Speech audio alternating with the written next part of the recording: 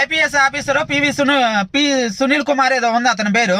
అతను మాట్లాడతాడు, ఇప్పుడు రాష్ట్రంలో చూసుకుంటే బలమైన ఓటు బ్యాంకు కాపులు ఉన్నారు, దళితులు ఉన్నారు. కాబట్టి దళితులు కాపులు ఏకమయ్యి కాపులేమో సీఎం పదవి చేయండి, దళితులకు వచ్చేసి డిప్యూటీ ఇవ్వమంటున్నంట. వాళ్ళ సంఖ్య బాగుంటే నువ్వు వెళ్ళి నాకు అర్థమైందా? కాపులకి ఎందుకు సపోర్ట్ చేయాలి దళితులు?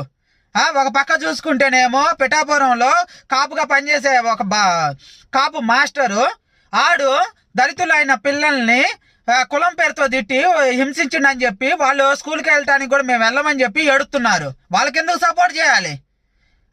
వాళ్ళు ఎక్కువ కులం ఉంటే వాళ్ళలో నాయకత్వ లక్షణాలు ఉంటే వాళ్ళు సీఎం అవుతారు. నీలో నాయకత్వ లక్షణాలు ఉంటే నువ్వు సీఎం అవ్వు. అంతేగాని వీళ్ళు పోయి వాళ్ళ సపోర్ట్ చేసి, అంతకుముందు పవన్ కళ్యాణ్ కూడా అంటాడు, మమ్మల్ని ముందుకు పెట్టండి, మేమేమో నాయకులుగా ఉంటాం, మీరు మా కార్యకర్తలుగా ఉండండి అన్నట్టు మాట్లాడిండు. వాళ్ళ సంఖ్య బాగుందనుకో, కాపుల సంఖ్య, నువ్వు వెళ్ళి నాకు మిగతా వాళ్ళని నాకమని చెప్పమాక. అర్థమైందా?